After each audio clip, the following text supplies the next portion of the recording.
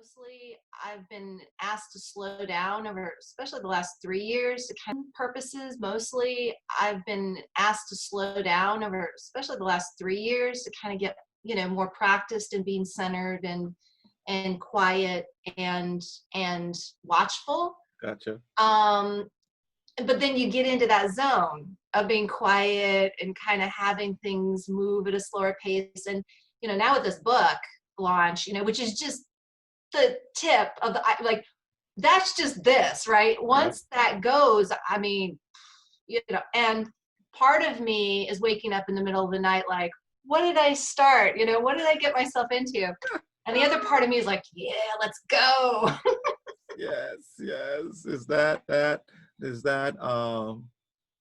somebody asks you a question, you answer, and then you go, oh, what did I say? That's the part that's your subconscious that says, yeah, let's do it, let's ride, let's roll. And then when you think about it, you start thinking about all the different things that could go wrong and how, man, just do it. I say to myself, I say, if I'm asked to do something and I go, yes, it turns out excellently.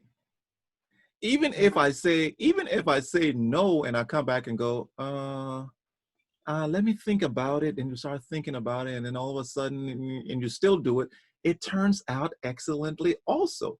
So why don't we just fearlessly run in and go, you know what?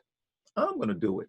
And we're not saying, run and jump out of a plane without a parachute here, right? It is.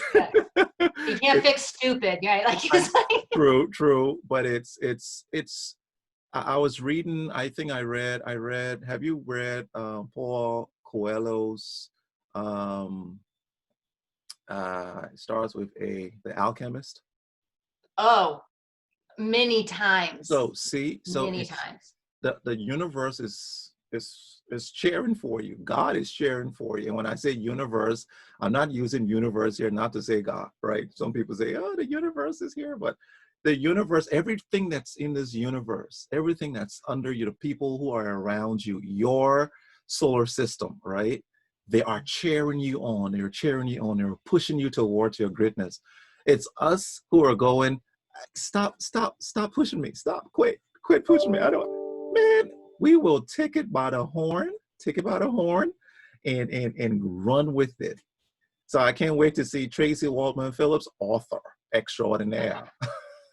Yeah, I can't either. That's gonna be interesting to see what I look like, at the end of all this stuff. But I appreciate you saying that, because one of the things I've been hearing in everybody's language, my clients, just people I know who I've been talking to, is we are really being called to our greatness right now. And whereas before we had the luxury of choosing comfort zone, I really don't see that anymore. I mean, I was talking to a client this morning, and he was just going on and on and on about some things that are going on, and he's like, I'm sorry, I don't mean for this to be a complaint session. I was like, that's not what I'm hearing.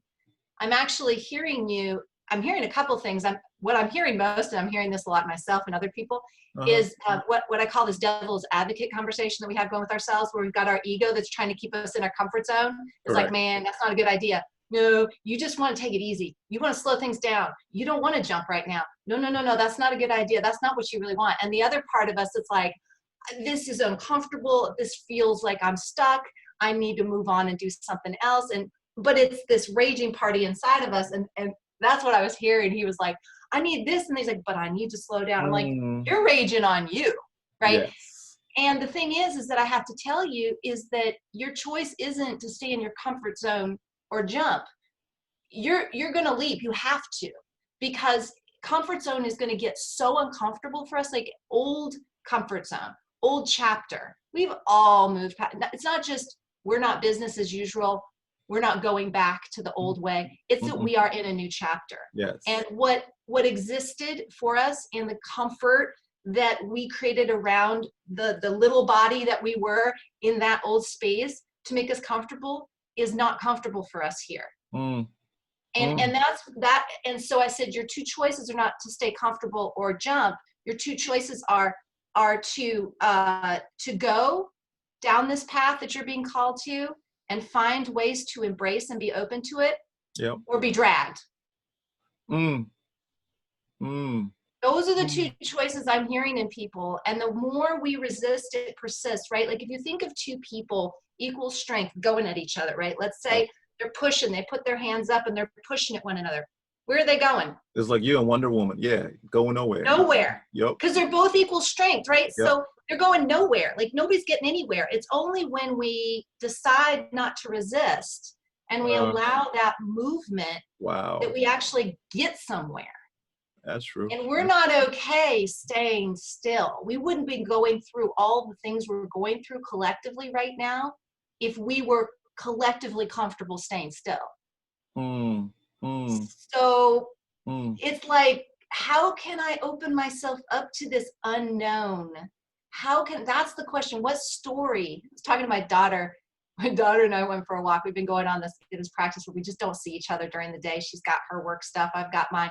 But we go on a walk together at night, like, how's your day? Gotcha. You know, catch up, you know. And last night we got in a little thing, and she was saying something, and I said, well, that's not what she was reacting to something I said. And I said, well, that's not what I was saying. And she says, well, this is what I would assume based on, I said, and I kept saying, honey, it's the story you're telling yourself. Instead of trying to jam the story you're deciding to tell yourself down my throat and yours, why don't you ask, is this what you were saying, Mom? Correct. Is this, ask questions instead of assuming it, because I got to teach her what assume means. She hadn't heard that one yet. So you know how to spell assume, don't you, baby? All right, this is what it means. So, and she's, Mom, and I'm like, you know, so, but it was funny because she kind of, and I said, honey, you got to take responsibility for assuming. Correct. You keep projecting this on you said, and I said, I just keep telling you that's not the story I was telling. That's the story you're choosing to tell yourself about what I said. Correct. And until you can take the responsibility instead of projecting, you made me feel and I go, you're talking about a story I wasn't even saying. Yeah. So all this over here, this drama you're creating in your own mind, you made up. I was not even talking about that. I did not say those words. That was not the meaning. And the whole thing was, you need to take responsibility for the stories you tell yourself. And she didn't. And then so she gets home later on. My husband said he heard her up a little bit late talking to a girlfriend. And she's been having some issues with this girlfriend. And she's like, we just need to share our feelings and our thoughts with one another. And we both have to take responsibility for the stories we're telling about what the other one is doing. And I was like, thank you for sharing that you overheard that, because I know it, you know, like, that's it. We get to take responsibility for the stories we're telling ourselves, that we're not good enough, or it's not going to work, or we don't have the money to do it, or we don't have the time, or. You know, you started this conversation with capacity. You know, you're building capacity, right? And I for the past I would say 6 months, you know, when you don't see somebody doing anything, you I don't know why I'm saying this, and I think this is to others, I believe. When you're in the lab, nobody sees you in the lab. You're in the lab. You're not in the streets. You're working, you're cooking something, you're doing something. So nobody sees you on Facebook for a while, and then you come and you've recreated yourself, right? So the point I'm talking about, I know that just came from nowhere. I don't know why. Anyway, maybe it's for somebody. Well, here is your capacity. In fact, you and I, I'm disappearing now. You dig that? You and I were talking at the end of one of our conversations, I think 2 weeks ago. No, a month ago, because we do it bi-weekly. And it wasn't even on recording. It was us just speaking about capacity. And I had begun to talk about, I was like, nah, we gotta go. And I think this is a place where that conversation comes in when you talk about capacity. Currently, we're always filled at 100% with something. We always have filled at 100%. Right now, you fill at 100% with something. It could be, so your production capacity could be a production of good stuff, or your production capacity could be production of, right? Could be a production of good and bad. And when I say bad, not meaning bad, but good and productive and unproductive. Let's just call it that. In order to go to that level that you're supposed to go to, that you have in your gut, or you think, you know what, I can be better. In order for you to get to that place, you got to take some of this 100% that you have and remove whatever you have, take it down to the level that you want to let it go to, and put in that capacity to bring it back to 100 of good. You're tracking with me, Traci? So let's. Yeah, I think so. I think so. Keep going. Yeah. Let's say this. I wanted to build platforms. I'm thinking Wulwyn Porte, the Wulwyn Porte brand. What does the Wulwyn Porte brand stand for?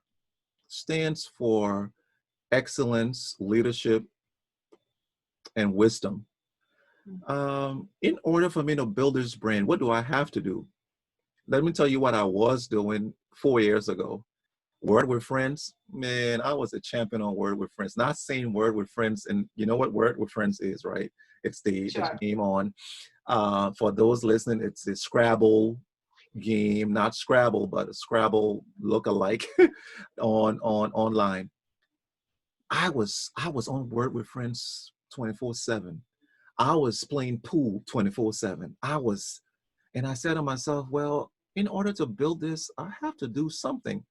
My capacity, I had to empty out my capacity, my 100% I had in me, remove Word with Friends, remove pool, remove all of these things that were leaking, that we call leakers, right?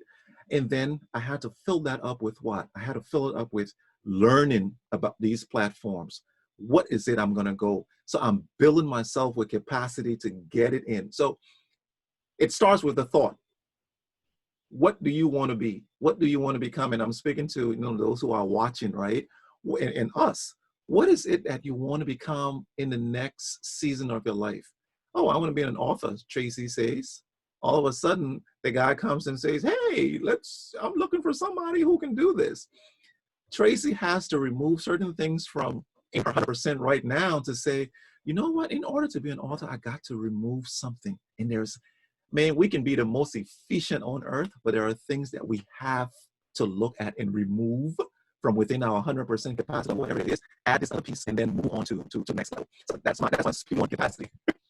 Oh, I love it. Well, and it reminds me, because I'm putting together a training I'm doing tomorrow morning for a company on productivity. Mm-hmm.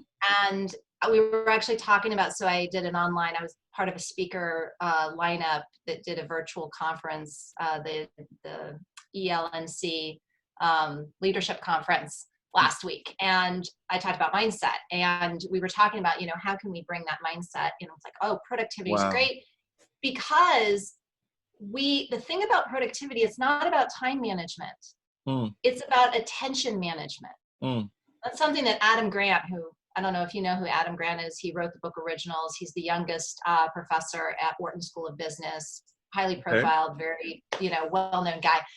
He's a rule breaker. Love rule breakers, right? And he talks about productivity. And that's basically what he says, is that we focus so much on this concept of time management. How can we be more effective and efficient? Mm-hmm. And that's where we actually lose efficiency and effectiveness, is because we're trying to cram, like to your point, you've got to get rid of to make room for it. We're trying to cram more into less. And you can't, right? Mm-hmm. Like the capacity of the tube or the container, you can only pack so much in there. Packing more is not going to make it more efficient. In fact, if anything, it's probably going to explode. But deciding what catches your attention. Correct. The other piece of that in productivity is how we define productivity. It's always about output. But in actuality, the question is, can we be productive internally, right? Where can we have periods of time where we're seemingly doing nothing, or we're playing words with friends and playing pool and that kind of thing, because by unplugging, we're giving ourselves that capacity to rest, right? It's like an athlete, right? Can you run your fastest, all the time? No, of course not. You need rest and recoup time. Correct. And I know with myself, the last 3 years, because I had what was prior to that, some pretty hard stuff going on, and I needed to heal from that time period. I needed to heal body, mind, and soul. And I can't do that when I'm running my fastest. No. I need to rest. I need to do the other work, right? How did I get myself into this stressful time before? It was because I wasn't paying attention to some really important internal stuff. Wow. And so how can I be productive in that place? Because that place may look, it's, I remember seeing this, I love this quote about holding space, right? Being there for people. Gotcha. It said holding space may look like you're doing absolutely nothing when you're doing absolutely everything. Wow. And I think in our culture where although we're human beings, we're created to be human doers, that we lose track of what this concept of productivity actually is, right? Because at all times we're being productive if we're creating. Correct. Even if we're creating sleep or rest, because there's a purpose for that. And so I want people to embrace that wherever they are, it's not bad or wrong. In fact, if anything, it's relevant. And it's more important to determine how it's relevant and if it's actually meeting the mark. So with this conversation with my client today, I could tell in his language when he talked about it, and he was laughing when I said it, but he's like, when he was talking about, well, I know I really want to do this, but no, it's time to just, I'm comfortable here. And, and when he started talking about the comfortable stuff, he sounded like he was 5 years old, like, no, I'm not leaving my mommy. I'm gonna, and I'm not poking fun. It's more just, we can hear it. We can hear when we're choosing to cling to ways and means that don't serve us anymore in our new chapter, and where we're maybe choosing to stay in a place because we need rest and recuperation. And, so there's a fine line. It's not one size fits all, that if we're not doing anything, we're being lazy, right? Sometimes we're not doing anything, we are being lazy. Other times we're not doing anything and we're being productive in a way that's not obvious. So I have a buddy of mine whose 26-year-old daughter passed away, and she had a world ahead of her, right? I mean, just productive. And I was sitting down this morning talking to him, and what you said just now in terms of just being there, sometimes you're not doing anything, and this is a slight change of what you were talking about. I had a very productive time just being quiet and listening to him.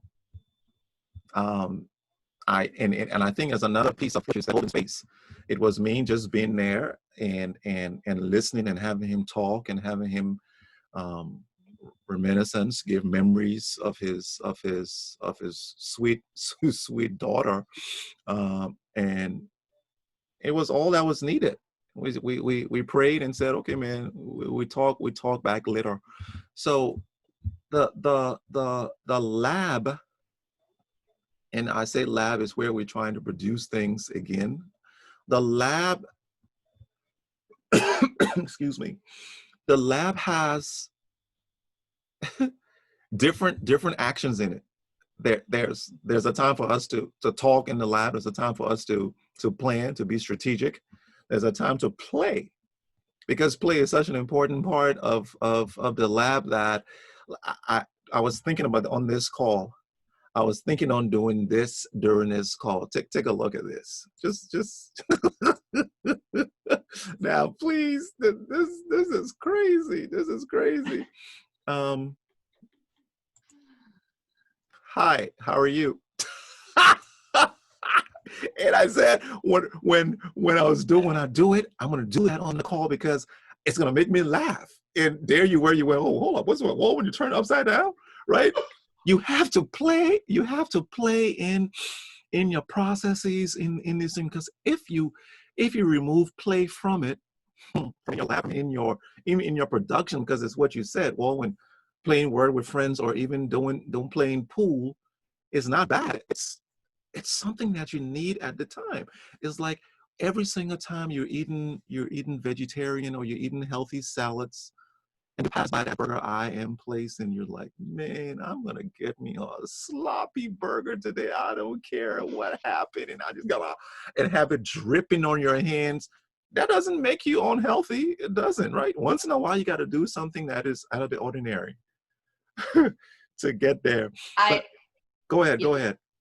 I was going to say it's creative, right? So if you think about where kids, like the concept of play, when you watch little kids, I used to love it when my daughter was young, because there's this little tiny, perfect, it was perfect for her age, which, kind of a playground in our community. And it was like for babies to maybe, I don't know, like 5 years old. So it was just for that kind of group of age group of kids. And so everything was at that size, and it was an exploratory playground. So they had rock gardens, and they had places they could step up and learn how to balance, and, but it was natural, which is very much a Pittsburgh thing, everything, we're very crunchy and granola out here. Hey, shout out to Pittsburgh. That's right. That's right. There's a reason we chose this area. It's very natural. But it was fun to watch her, because they had one sandbox. It was huge. I mean, it took up a good part of the play area.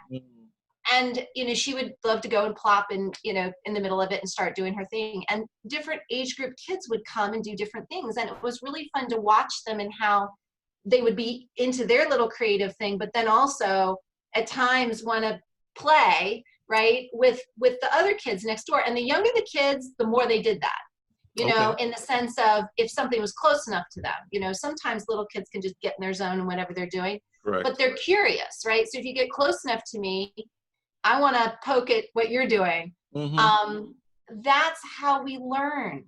And I think we somehow start taking our play too seriously sometimes too. Like they say, work hard, play hard. I work hard, I play hard. This concept of hard, like, why is that such a thing in our culture? Like, everything has to be hard. I mean, I feel like life is going to make certain things hard regardless. We don't have to make them hard, Why do we feel that somehow that's a badge of honor when we're both working and playing hard? Like, it's, I think sometimes, to your point, we're going to want to play hard just like we're going to want a sloppy burger, because we're in the mood for it. Correct. And then other times, but then does that make, if I'm not playing as hard over here, does that mean it's any less productive or less important or less valuable? We're so judgmental, even around how we play. Wow. Right? Like sports. Holy cow. I had to stop going to live events because people's mouths were so offensive. I'm like, it's a game, people. Like, come on. I'm all about being that supporter and that fan, but I think going over that line where you start getting offensive and crazy and taking it way too seriously is where we need to look. And I think this pause in quarantine has had us looking at how we've been doing things in every aspect of our lives a lot. And so people are recalibrating, right? They're reframing things. Is this what I want, and is this how I want it, right? For myself first, is this who I am, and is this how I want to be, right? And then is this relationship what I want? Is this job what I want? Is this place I'm living what I want? We're reevaluating everything right now, and that is so good, but that takes both action and reflection. Correct. Right? We can't just be out there like, I'm going to make it all change, because we have to kind of calibrate these changes with also stepping back and going, okay, I changed this, let me look and see if that's now going to work, or give it time to take root. So I'm writing notes here. That's why I'm going down on there. See my eyes going down. But I want to go back. Can I just take a step back to play? Can I please? Yes, of course. We can always play time and play. Please. So what does play look like at work? I just had that thought. And play Mhm. looks like, you talked about when the kids were in the playground and someone was close to them and they went and they played, they did what they had to do with their counterparts, right? I think this is what collaboration is in the workplace. When you were creating, Tracy, you're a coach, you're doing what you do. I'm a coach, consultant, doing what I have to do. And we saw each other at the playground.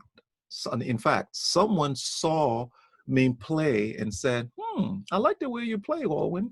Someone saw you play. I like the way you play, Tracy. You know what? Wulwyn, meet Tracy. You guys come and see what happens.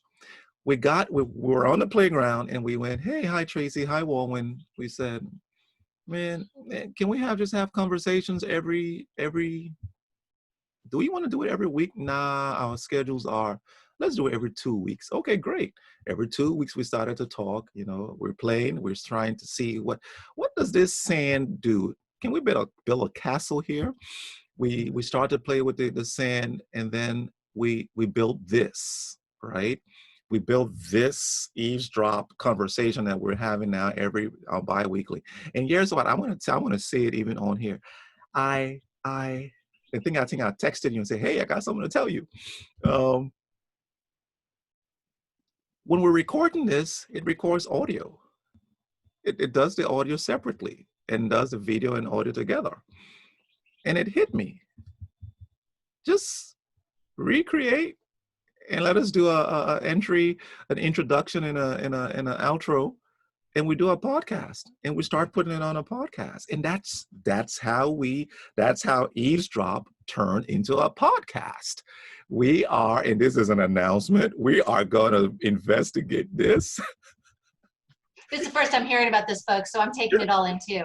Yes. I'm trying not to interrupt you too. I'm like, yes, I love the idea. We're gonna do this, put it up on the net, and have our place. We hold that space where it's based on us playing, and believe it or not, this is not the end of it. There are other levels that we've spoken about, right? That after COVID-19, it's going to be a different scenario, and we hope we're not hoping, we know you guys are going to come out. We know you guys are going to come and listen and sit with us as we have conversation, and it's unscripted conversation. So that was that what they considered a plug? Is that what they said? They call Yeah, it? I think it was considered. Plug something. I'm gonna drop it. Like, talk about drop the mic. I'm like, I'm dropping this right here. We're gonna see what happens. I love that though. I have to tell you, there's people who don't like to be surprised, and there's people who are like, no, I want to know. Tell me, and then we'll pretend like I don't know once we're on live. I'm not that kind of. I love it. I love being surprised. Like I love what I mean to a certain extent. Like people are out there be like, oh, oh really? I've got some surprises for you. But but that's and you know what I love about when we decided to do this, like going back to the playground analogy, you can tell we both like being in playgrounds, is we were like, hey, I do like you and how you play. Let's play. And then we're like, how can we bring more people in and play? Because that's really what these conversations are about too. I mean, you and I were talking, we could have continued just to talk on the phone like we were, but it's really like, how can we bring in engagement? I love seeing the comments afterwards that people leave, and people reaching out and I had some people reach out and connect with me and then have other comments about other things that I'm posting other places, and then that engagement, right? That playing, right? That level of being able to be in each other's lives in a creative, supportive way continues to expand, talking about that concept of capacity, right? Like we have more capacity to be there for one another, to share our ideas, to play in those spaces, because we decided to, like open it up and go like, hey, we're building a castle. Anyone else want to come and build with us? True. And you talked about that piece about the about the the comments people are giving. I got I got a book from somebody, and we have to be very, very. There are people who are watching, but they don't say hi, they don't say bye, they just come and watch. I had an uncle say, "Man, I heard you guys talking, and that was excellent. I truly like it. I'm looking forward to it." But someone sent me uh, a long LinkedIn posting about our conversation, and it was just them sharing what's going on in their life during this time based on what we talked about the last week. I'm going to shoot that to you, and I asked him if I could share it with you, and he was like, "Oh yeah, please do." So it's a shout out to, I think it's Telec Liberty, and he just sent me some good information that I'll share with you after here on LinkedIn. But let's keep on getting the good out of this conversation. I watched a movie, a documentary this week, and you say you didn't ask me how I was doing. See, I mean, come on, Tracy. I know. Well, I didn't ask you how you were. Like, I'm gonna go back after You, watching this and go back to the beginning and be like, where did I not where did insert? she? Where? Why didn't she ask what was? And I would have been. Sorry. If What? I did not do that, I'm sorry. Like, okay, anyway, so how are you? You watched this documentary. Oh, you asked me how much. Hey, Tracy, thank you. No, that's my corny self. So I watched this, and it's kind of heavy though. It's the AKA Gene Roe. Hmm. Have you? So it's the Roe versus Wade case Mm, that came up, and pro-life, pro-choice, and this yeah. is something coming from her mouth, right? She did a deathbed um, testimony or conversation that she had, Interview. and I tell you, it was so mind-boggling to see how she played the system. And not saying I'm not, I am, I am, I am pro-choice. I'm gonna go on there and say that. And when I say pro-choice, and you listen to me, don't cut it here. Listen to why I'm pro-choice. God gave us the choice to love him, our own free will. In God's pro-choice, he says, hey, follow me. Once you follow me, this is what's going to happen. I have a choice to do that, right? Um, I'm not here to get rid of. I'm also for the life of the unborn, right? I'm pro-life too, right? I am. There's no child should die. Nobody, and no, because it's not even the unborn. That child is living at that point in time.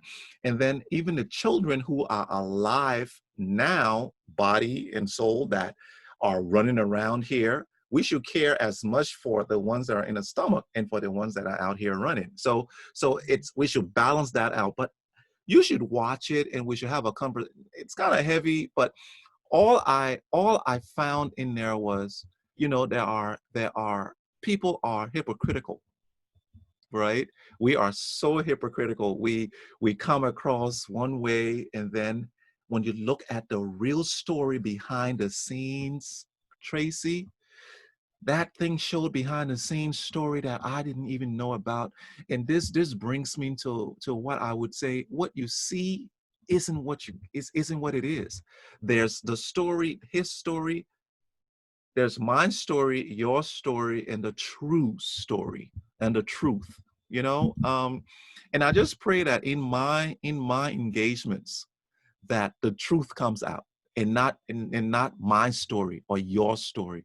Like in our conversations here that we were having on Zoom, and having these recordings, it's our truths must come out. Our truths must be stated in these conversations here. So that's how I'm doing. I know I segued into something kind of heavy, but hey. No, that's it's so true. Because one of the other things I see is transparency, and I think you and I've talked about this a little bit. Is that we can, it's like a rug analogy. Like if Um, you are sweeping up and you just, instead of picking up the dust, you just keep sweeping it under the rug. oof. Over time, the rug's going to get so full you can't sweep. I mean, it's so obvious you're tripping over the rug because there's so much under the rug, right? Yeah. And I think in a lot of ways that's where we've gotten as a world, as a culture. Certainly here in the United States, I mean, we're seeing all sorts of crazy stuff coming out about everything from the Catholic Church and religion to politics and the government, to certain corporations, and what's been going on behind the scenes, to human trafficking and where that is in all of these places like Hollywood and other, again, corporate America and governmental agencies and all this. And people are like, oh my gosh. And yet without truth we can't heal, right? I think we can make it about the drama, and we can make it about the oh my gosh, and yes, we need to deal with that because those are legitimate feelings, like people being shocked at what they're finding out behind the scenes. But at the same time, it's like detox, right? If we don't let the toxins come out, I mean, where are they going to go? They can't stay under the rug. They've got to come out to be cleared. Yes. That's a part of the process. And so I think there gets to be this kind of balance between us being legitimately shocked and dealing with our emotions around that and not making a story about it. Correct. And this ability to say it's part of the healing process for all of us. And hopefully it'll make us more compassionate, because I think when everything's working status quo, we can be very judgmental. This is right, that's wrong. This needs to, ducks in a row. It needs to go over here, not over there. And when everything's kind of blown up and nothing seems to be we're noticing nothing is perfect. Nothing is all good. Yes. Nothing is to your point, what it seems only. There is that aspect of it. What I learned working in a federal prison is every prisoner has a heart. Every prisoner actually has a conscience. Right? Maybe it's gone a little astray, but every human being wants to live and wants to have joy and wants to be seen, heard, understood, and loved. And so I think if we look at it more, I think what we're all going through and all these iterations of it and all these different patterns that are coming up based on what we're doing in this big detox we're going through, hopefully will allow us to see more of the full picture of what it is to be human, and what it is to be a society, and what it is to really support one another, and what it is to be compassionate and clear and kind, and what it's not. Because I think we've been practicing a lot of what it isn't. Correct. Walking the walk is different. Like I always talk about this in faith. It's like you go to church and we learn how to be faithful. But there's a big difference between speaking about faith and walking in faith. Yes. Right? And we're being asked right now, because so much is uncertain, to walk in faith or not. I mean, to your point, we've got free will. We can choose to freak out. We can choose to think it's doomsday. We can do all that. And I'm not saying this in a judgmental way. We can choose that. True. Right? True. But we get to choose our story, and we also get to let other people choose theirs. Wow, Traci, I wrote, I'm a note taker. I am a note taker. And I learn from my notes, and after here I study my notes and see, and in fact I'm just going to go through the list of things that I wrote down: productivity, responsibility, assumption, assume, remember, capacity. Capacity. That's a shout out to your daughter. Hey, what's your daughter's name, Traci? Madison. Hey, Madison, shout out to you. Play, right? Introspection. And I think the last one I wrote here was compassion. And I think compassion is so key. Compassion, what you just stated, I thought about it, was it this morning or last night? And it was, once we come to the realization that we aren't perfect and we engage with one another, knowing that this person that I'm engaging with is just like me, they're imperfect. And when they do show me the imperfection, I must be compassionate and gracious to accept their imperfection and give them compassion in the process. Thus, when they uncover my imperfection, I pray that they are graceful as I am graceful and compassionate as I am compassionate, so that it makes the world go round. Versus, I find I find the imperfection in somebody, and then I just get the hammer and just drill it down. You are a liar. You lie all the time. You do this all the time. You do, and that's a lie. They don't lie all the time. They have a propensity to lie, but they don't lie all the time. And if they find me in that moment that I know they lied, and I said, man, you lied, but you know what? You're imperfect. You're imperfect. I've lied before. I've done other things that maybe you haven't seen. But if you can work on that, showing them that compassion. And I think that's what you did in your prison, in that prison ministry, is having compassion in your speech, to listen non-judgmental, right? And to just hear, because people tend to let you in when you aren't being judgmental.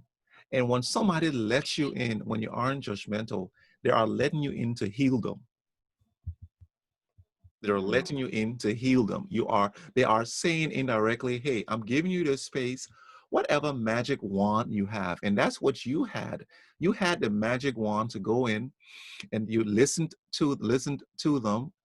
They allowed you to get in their inner, because it's only when they recognize that peace, that inner, when they recognize that place of conflict, and they allow you to see that place of conflict.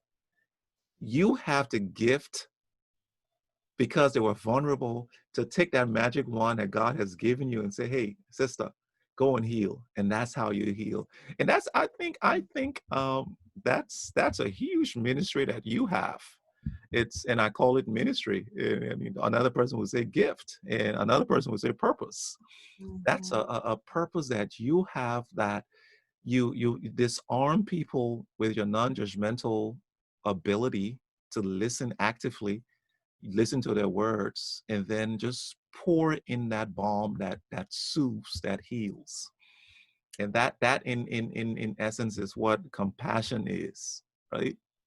That's beautiful. It is. Well, and I think we have to start by being compassionate with ourselves. And I think we've struggled with that. I mean, when you were speaking at first, I kept thinking, do unto others as you would have them do unto you, that give others the compassion you should hope that they would give to you, when you're in your imperfect place. And that's the piece, is we are not perfect and imperfect. We are a combination of all those things. We are a whole body. Right. And so we are a whole body made up of, if we want to start talking, when I say this is my body, I don't say it's my arms and my legs and my head and I say it's my body, right? Yes. We talk about it as a whole. Correct. But yet when we talk about good and bad, we somehow separate those sides of ourselves. And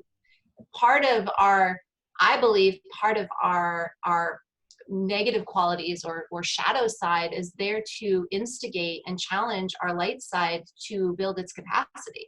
Right? Like if we were all perfect, first of all, we'd be boring as all get out, but we'd be bored with ourselves.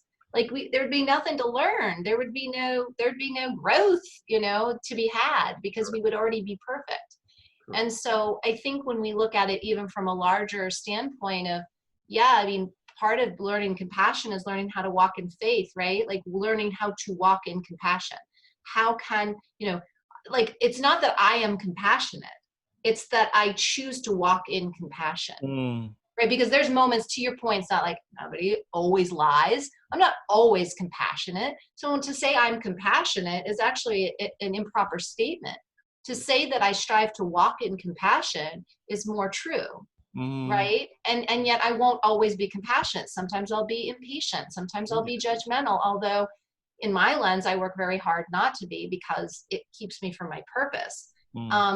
But it's really clear that it all starts with the work inside, right? That when we are truly compassionate to ourselves in our rest time, and we're not beating a dead horse saying, get up and be productive, get up and be productive.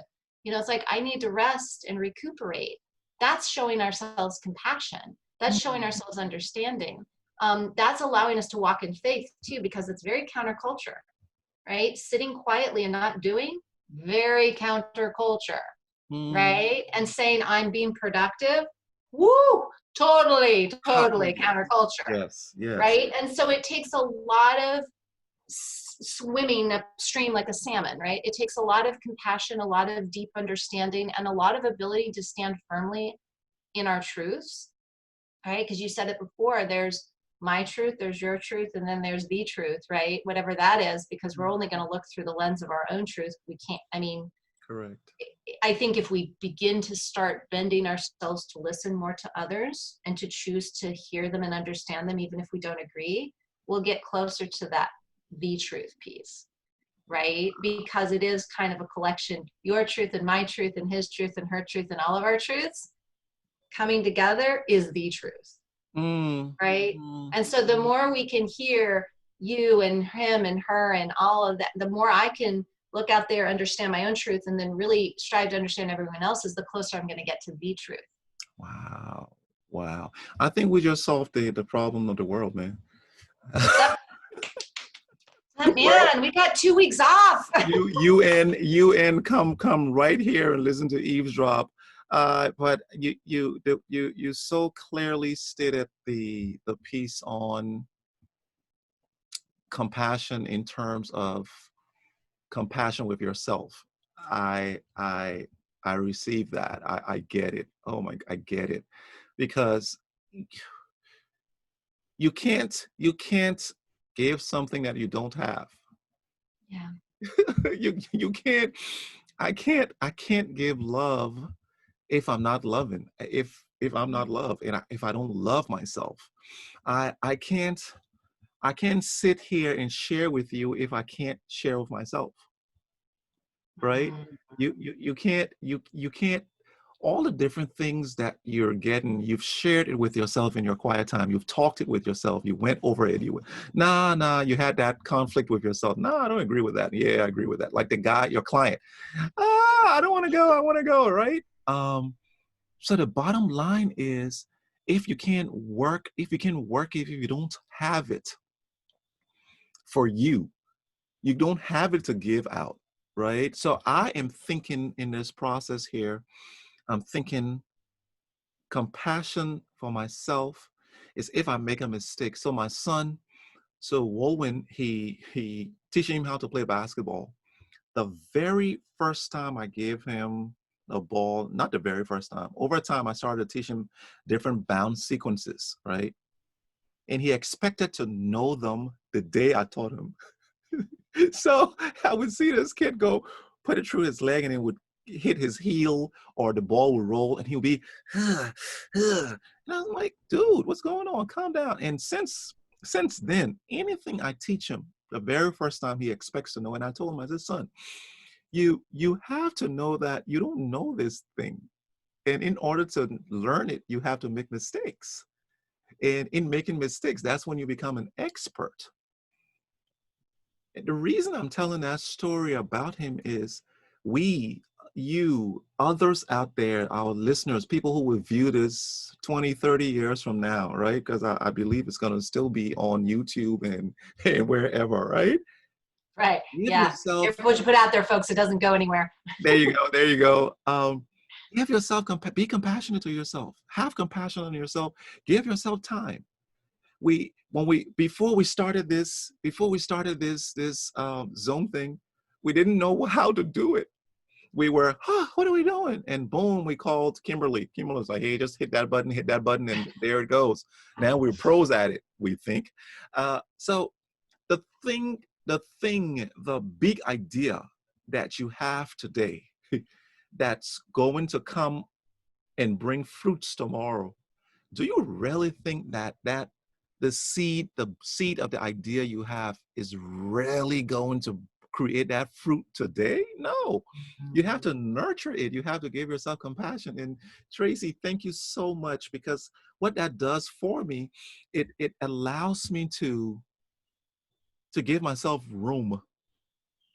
Gives myself room to make a mistake. It gives myself room to to to fall on my face and get up and say, I'm in a learning process. I'm in a learning process. Wow. I love that. So, Wulwyn, how old is he? He is 18, supposed to be When he, graduating this year. Yeah. no way. So he's one of the 2020 grads. They're doing it different. That's Yeah. what I keep saying. They're doing it different, They're right? They're doing it showing us different. how we get to do things different. Yes. When you were teaching him how to play basketball, how old was he?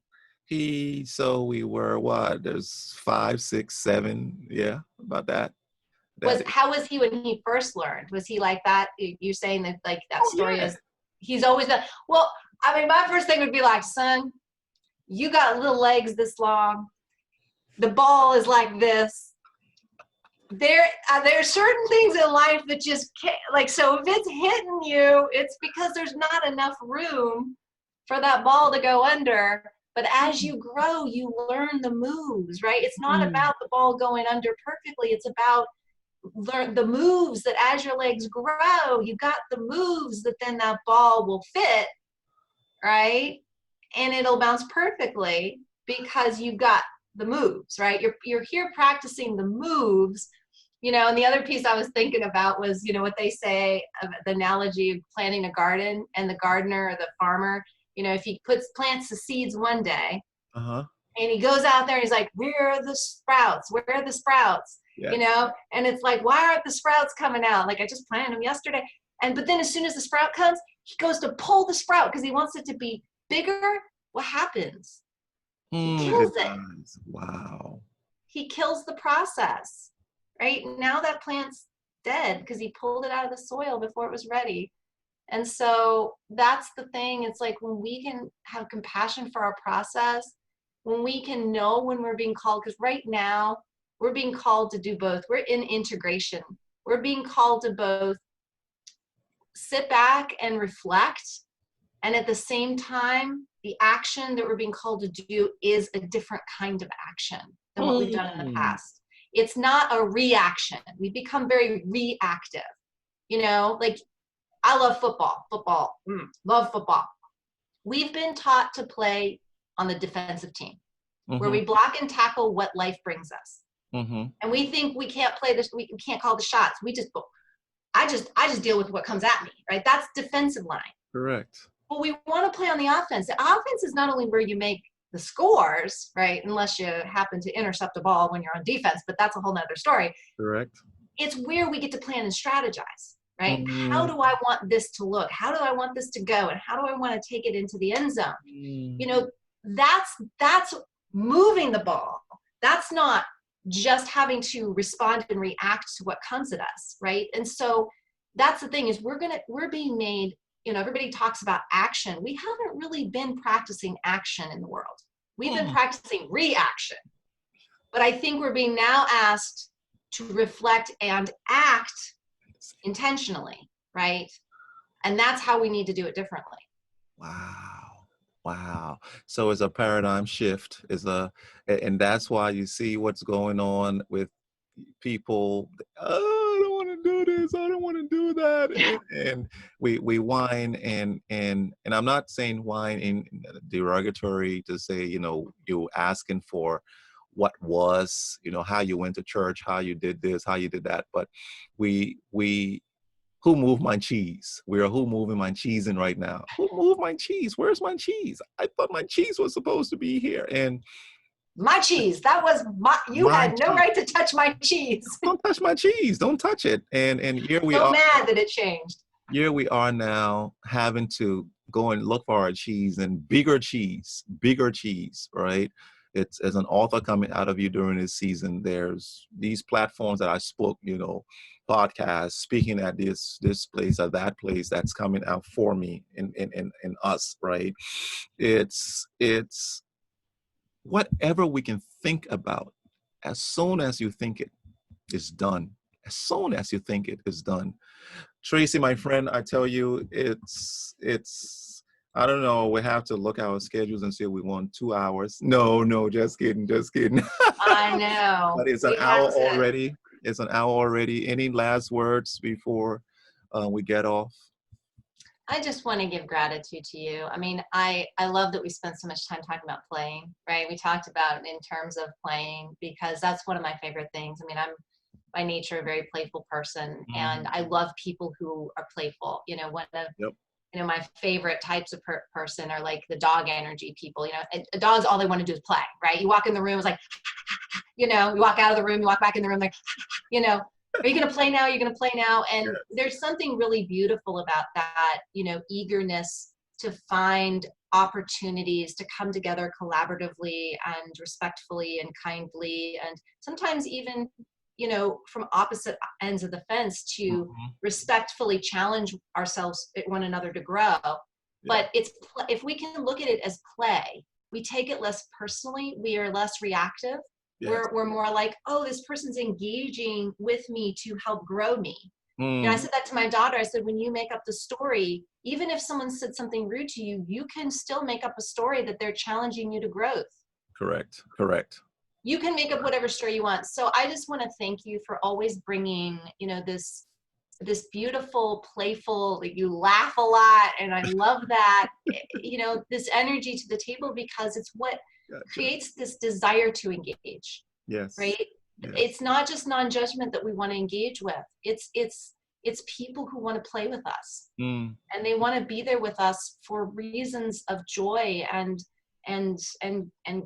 help, helping. I'm losing my words. It's like, to grow us, right? But to have us grow them, and they're open and curious about it. So thank you for being all those things in my life.